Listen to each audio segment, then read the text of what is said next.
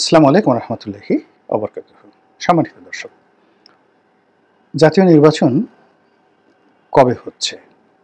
ডিসেম্বরে নাকি জুনে? সরকারের পক্ষ থেকে বারবার আশ্বাস দেওয়া হচ্ছে ডিসেম্বর থেকে জুনের মধ্যে হতে পারে, কিন্তু কেউ বিশ্বাস করছেন না। দেশের যারা প্রাজ্ঞ রাজনীতিবিদ রয়েছেন, যারা এখন আর রাজনীতি করেন না, কিংবা প্রথিতযশা সাংবাদিক রয়েছেন, ৩০ বছর ৪০ বছর সাংবাদিকতা করেছেন, খুব বিখ্যাত দেশে এবং বিদেশে। এরকম অনেকে তাদের যে সামাজিক যোগাযোগ মাধ্যম, তারা সবাই বলার চেষ্টা করছেন যে ২০২৮ সনের আগে কোনো নির্বাচন হচ্ছে না। এমনকি একজন ইউটিউবার আছেন, খুব নামকরা ইউটিউবার আছেন, তার নাম হলো মিস্টার বনি আমিন। তো তিনি একেবারে রীতিমতো চ্যালেঞ্জ দিয়েছেন যে যদি ২০২৮ সনের আগে নির্বাচন হয়, তাহলে আমি বনি আমিন, আমার বেঁচে থাকার কোনো অধিকার নাই। মানে তিনি চ্যালেঞ্জ দিয়েছেন যে যদি ২০২৮ সনের আগে নির্বাচন হয়, তাহলে আমি আত্মহত্যা করব, আমি মরে যাব, বা এর আগে আমার মরে যাওয়া উচিত। তো এইরকম কথাবার্তা সবাই বলার চেষ্টা করছেন। আমি অত বড় মানুষ নই, কিন্তু সেই আগস্ট মাসের একেবারে ১০-১৫ তারিখ থেকেই ১০ তারিখ থেকেই আমার কাছে মনে হয়েছে যে কোনো অবস্থাতেই এই ২০২৫ সনের ডিসেম্বর অথবা ২৬ সনের জুনের মধ্যে নির্বাচন হবে না। কিছুদিন আগে বিএনপি নেতা জনাব গয়েশ্বর রায়, তার স্ত্রীর যে শেষকৃত্য অনুষ্ঠান, সেখানে আমি সপরিবারে গিয়েছিলাম। তো সেখানে একান্ত একটা ঘরোয়া বৈঠক। আমি ছিলাম, আব্দুল আল মিন্টু সাহেব ছিলেন, সালাউদ্দিন সাহেব ছিলেন, গয়েশ্বর রায় ছিলেন, মির্জা ফখরুল সাহেব ছিলেন, তারপরে আলাল সাহেব ছিলেন। একেবারে ক্লোজ ডোর মিটিং। এই কজনই আমরা একেবারে দরজা বন্ধ করে আলাপ আলোচনা করছিলাম। এটা আজ থেকে ধরেন মাস ৩ আগের ঘটনা। আমার স্ত্রীও ছিল সেখানে, আমার মেয়েও ছিল সেখানে। তো অনেকক্ষণ, প্রায় ঘণ্টাখানেক আমরা সেই রুমের মধ্যে গল্পগুজব করছিলাম। কিন্তু সেখানে সবাই জিজ্ঞাসা করছিলেন। আব্দুল আল মিন্টু সাহেব বললেন যে রনি ভাই, কি হবে আমাদের? আমি এমনি দুষ্টামি করে বললাম যে মিন্টু ভাই, হয়তো আপনাদেরকে আবার পালানো লাগতে পারে। তো তিনি বুদ্ধিমান মানুষ, তিনি আর এটা নিয়ে কোনো বিতর্ক করলেন না। তারপর অন্যান্য যারা আছে, আমরা আলোচনা করতেছিলাম রাজনীতি নিয়ে। কিন্তু সালাউদ্দিন সাহেব যিনি আছেন, তিনি বেশ দৃঢ়তার সঙ্গে বললেন যে লিখে রাখেন, ডিসেম্বর মাসেই নির্বাচন হতে হবে, এবং জাতীয় নির্বাচনের আগে যাকে বলা হয় স্থানীয় কোনো নির্বাচন হচ্ছে না। তো যাই হোক, আমি ভদ্রলোকের সঙ্গে কোনো বিতর্কে গেলাম না, কথাও বললাম না। আমি বললাম যে আচ্ছা ঠিক আছে, দেখা যাক, লেটসি। কিন্তু দেখুন, এই ৩ মাসের মধ্যে পুরো পরিস্থিতি এমন অবস্থা হয়ে গেছে যে আমি সালাউদ্দিন সাহেবের সেদিনের যে বক্তব্য এবং তার কণ্ঠের যে দৃঢ়তা, এটি আমি এখন দেখছি না। এখনও তিনি ডিসেম্বর মাসে নির্বাচন করার ব্যাপারে দৃঢ় প্রতিজ্ঞ, এবং সরকারের কাছ থেকে আদায় করার ব্যাপারে তিনি দৃঢ় প্রতিজ্ঞ। কিন্তু তিনি সেটি পারবেন এবং সরকার সেটা করবে, এটি 1% যে অ্যাসুরেন্স, এটি তার পক্ষ থেকে বোঝা যাচ্ছে না। এই গেল এক। ২ নম্বরে যেটি হচ্ছে, সেটি হলো এখন বিএনপির বেশিরভাগ নেতা তারা পরিকল্পনা করছেন, এবং ডেইলি স্টারে আজকে আমি যে ভিডিওটা করছি, আজকে ডেইলি স্টারের খবর হলো বিএনপি নির্বাচনের ডিসেম্বরের মধ্যে করার জন্য, দাবি আদায়ের জন্য রাস্তায় নামবে। এবং আমি আরেকটা বক্তব্য দেখলাম জনাব গয়েশ্বর রায়ের। তিনি বেশ চমৎকারভাবে বললেন যে আমরা গত ১৫টি বছর ধরে শেখ হাসিনার সর্বোচ্চ জুলুম এবং অত্যাচার সহ্য করে এখন পর্যন্ত টিকে আছি। তো যেখানে শেখ হাসিনা আমাদেরকে এত অত্যাচার করে নির্মূল করতে পারেননি, সেখানে একটা অরাজনৈতিক সরকার, যার কোনো রাজনৈতিক ভিত্তি নেই, সংগঠন নেই, তারা আমাদেরকে কি নির্যাতন করবে, কতটা নির্যাতন করবে।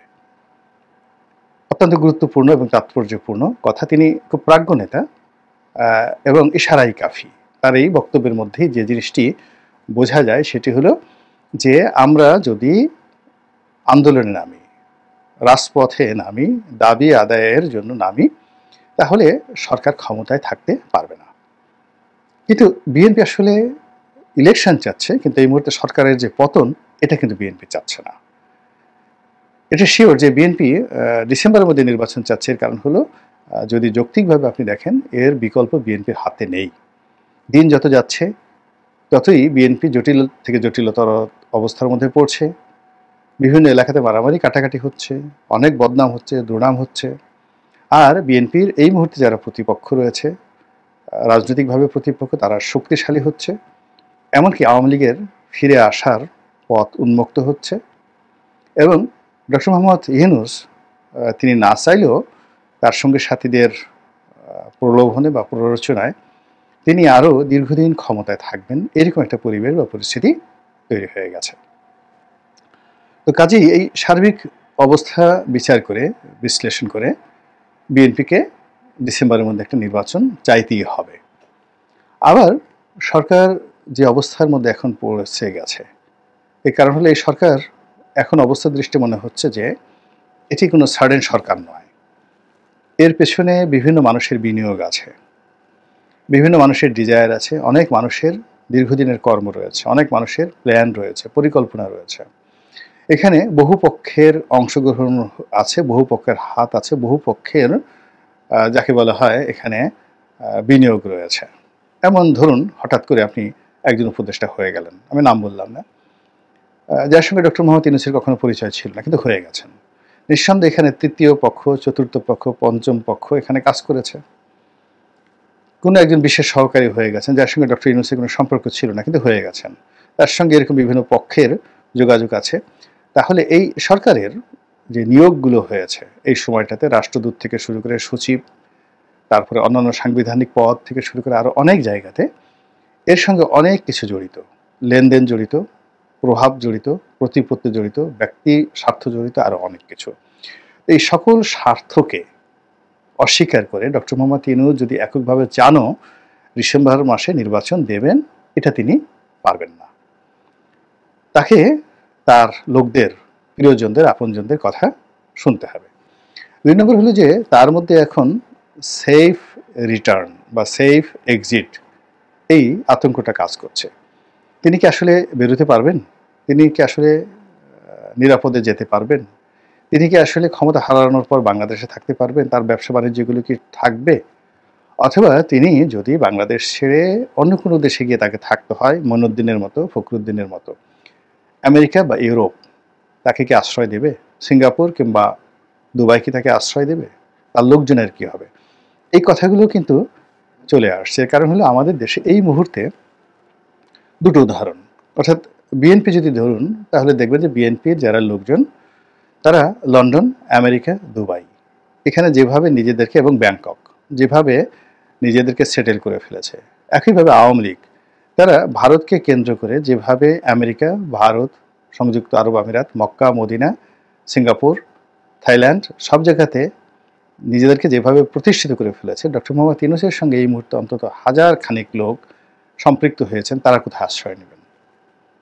এখনো পর্যন্ত যেখানে আশ্রয় নেবেন ওইরকম কোনো পলিটিক্যাল সমঝোতা তাদের কারোর সঙ্গে তৈরি হয়নি। কাজেই তাদেরকে ক্ষমতায় টিকতে হবে, অথবা ক্ষমতা থেকে যদি তাদেরকে চলে যেতে হয় শান্তিপূর্ণ উপায়ে, with good faith and trust, এটা সুন্দর ইলেকশন দিয়ে তাদেরকে যেতে হবে, যেটি এই মুহূর্তে একেবারে শতভাগ সম্ভব হচ্ছে না। মানে শতভাগ নয়, মানে 1 ভাগও সম্ভাবনা নেই এরকম একটা সুন্দর ইলেকশনের। ফলে এখানে সংঘাত অনিবার্য হয়ে পড়েছে। আর এই সংঘাত অনিবার্য যদি সংঘাত হয়ে পড়ে, মারামারি কাটাকাটি, রাজপথ, এবং আমাদের এই সময়টিতে বিশেষ করে এপ্রিল, মে, জুন, জুলাই, আগস্ট পর্যন্ত খুব খারাপ সময়, ভীষণ খারাপ সময়। রাজপথ খুব উত্তপ্ত থাকে, হরতাল, অবরোধ, মারামারি কাটাকাটি এগুলো চলতে থাকে। এটা বাংলাদেশের একটা চিরাচরিত অবস্থা। এবং এই অবস্থাতে বিএনপি যদি রাজপথে নামে একটি আন্দোলনের জন্য, তাহলে সরকার সেটা কিভাবে মোকাবেলা করবে? সরকার কি তার পুলিশ বাহিনীকে দিয়ে, সেনাবাহিনীকে দিয়ে বা অন্য কোনো বাহিনীকে দিয়ে দমন পীড়ন করতে পারবে? হ্যাঁ, অবশ্যই পারবে, যদি সেনাবাহিনীর সঙ্গে তার একটা সমঝোতা হয়। এর কারণ হলো মূলত বিএনপির যারা লোকজন তাদের অনেকের নৈতিক মান কমে গেছে, অনেকের মধ্যে আতঙ্ক দেখা দিয়েছে, অনেকের মধ্যে অনিশ্চয়তা দেখা দিয়েছে। এটা সত্য কথা, বিভিন্ন কারণে। এটা বিএনপির মধ্যে অন্তর্দ্বন্দ্ব হতে পারে, কিংবা বিএনপির শীর্ষ নেতৃবৃন্দ যারা আছেন তাদের সঙ্গে যারা জুনিয়র নেতৃবৃন্দ রয়েছেন তাদের সম্পর্কের অবনতির কারণে হতে পারে। ইতিমধ্যে সরকার যাদেরকে টার্গেট করেছে তাদের অনেককে সরকার কাছে নিয়েছেন, পদ দিয়ে, পদবি দিয়ে, আরও ধূপ দিয়ে, ধুতি দিয়ে সরকার তাদেরকে কাছে নিয়ে গেছেন এবং তাদের কথাবার্তা সবকিছু এলোমেলো হয়ে গেছে, যা কিনা বিএনপির নেতাকর্মীরা মেনে নিতে পারছেন না। তারপর তারেক রহমান সাহেব, বেগম খালেদা জিয়ার দেশে আসা না আসা, এটি নিয়ে ভীষণ রকম বিতর্ক।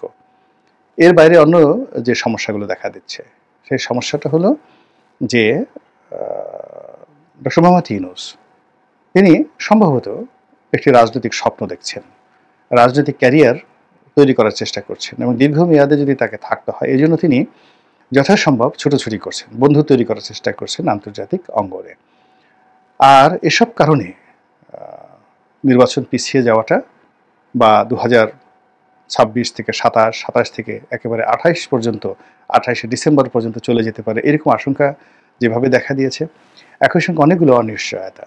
সেই অনিশ্চয়তা হলো সরকারের সঙ্গে ক্যান্টনমেন্টের সম্পর্ক, সরকারের সঙ্গে বঙ্গভবনের সম্পর্ক, এটি নিয়ে কথা হচ্ছে। এমনকি যদি ভারতের সঙ্গে ডক্টর মোহাম্মদ ইউনূসের একটি সমঝোতা হয়ে যায়, যেভাবে 111-এ মঈনুদ্দিন ফখরুদ্দিনের সঙ্গে হয়েছিল, এবং তখনও কিন্তু একই ঘটনা, অর্থাৎ তখনও আওয়ামী লীগের সঙ্গে মঈনুদ্দিন ফখরুদ্দিনের যে সম্পর্ক খুবই খারাপ অবস্থায় পৌঁছে গিয়েছিল। প্রথমে আওয়ামী লীগ খুশি হয়েছিল 111 আসার পরে, কিন্তু পরবর্তীতে দেখা গেল যে বিএনপিকে দমন করার পরে আওয়ামী লীগের উপর যে স্টিম রোলারটা, এটা বিএনপির উপর যা চালানো হয়েছিল তার দ্বিগুণ আওয়ামী লীগের উপর চালানো হলো। কিন্তু ভারতের মধ্যস্থতায় আবার সেই আওয়ামী লীগের কাছেই 111-এর মঈনুদ্দিন ফখরুদ্দিন কিন্তু ক্ষমতা হস্তান্তর করেছিলেন। এখানে বিএনপির যে ভয় যে নরেন্দ্র মোদী যেভাবে ভারতের দিকে ঝুঁকছেন, যেভাবে মানে ডক্টর মোহাম্মদ ইউনূস যেভাবে নরেন্দ্র মোদীর দিকে ঝুঁকছেন কিংবা ভারতের সঙ্গে সম্পর্ক স্থাপন করার চেষ্টা করছেন, এবং তিনি শুরুতে যেভাবে একটি ভারত বিরোধী মনোভাব তিনি লালন করার চেষ্টা করছিলেন, সেই জায়গা থেকে তিনি সরে এসেছেন। তো তিনি যদি সরে আসেন, ভারতের সাথে যদি তার সম্পর্ক হয়, ভারত তো তাকে বিএনপিকে ক্ষমতায় বসানোর জন্য সুপারিশ করবে না। ভারত অবশ্যই আওয়ামী লীগকে একটা স্পেস দেওয়ার জন্য, শেখ হাসিনাকে একটা স্পেস দেওয়ার জন্য তারা চাপ প্রয়োগ করবে এবং শেখ হাসিনাকে বাধ্য করবে।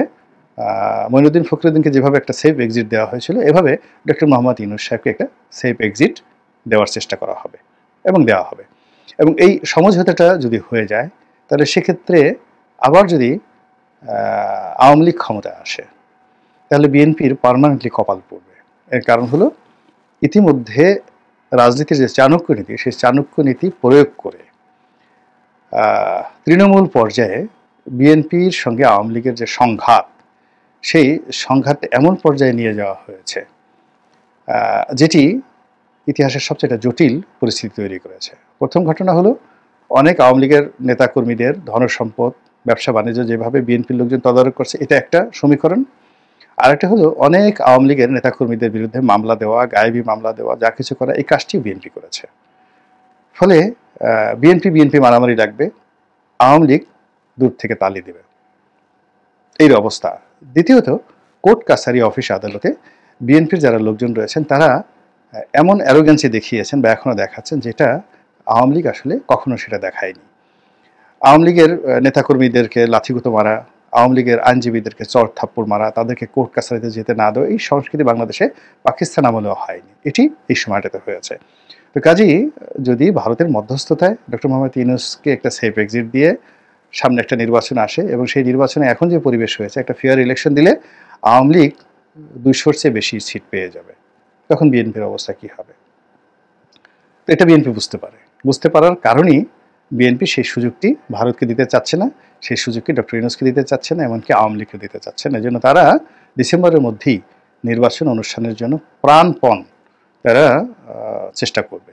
তারই ধারাবাহিকতায় রাজপথ গরম করার জন্য, উত্তপ্ত করার জন্য তারা যে পরিকল্পনা নিয়েছেন, এবং সেই পরিকল্পনা কিভাবে সরকার ঠেকিয়ে দেয় সেটি দেখার বিষয়। আল্লাহ আমাদের সবাইকে হেদায়েত দান করুন এবং হেফাজত করুন। আসসালামু আলাইকুম ওয়া রাহমাতুল্লাহি ওয়া বারাকাতুহু।